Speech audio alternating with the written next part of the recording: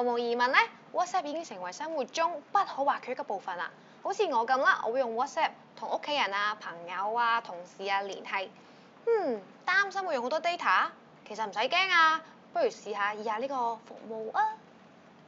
呢個 WhatsApp 數據組合服務可以免費俾你任 send WhatsApp message、相、video 同埋錄音等等，完全唔扣 data。WhatsApp call 都一樣 OK 㗎。如果你好似我咁成日都 WhatsApp，用咗呢個服務就唔使擔心用咁多 data 啦。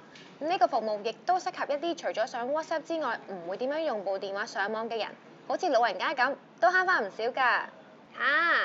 喺外國用唔用得？得啊，申請埋漫遊通話證就可以喺指定地區任用，到時用 WhatsApp call 打電話，真係慳翻唔少㗎。咦？等陣先啊！我個 friend WhatsApp call 嚟啦，下次再講啦，拜拜。喂，係啊，係咪去韓國啊？有冇手信先？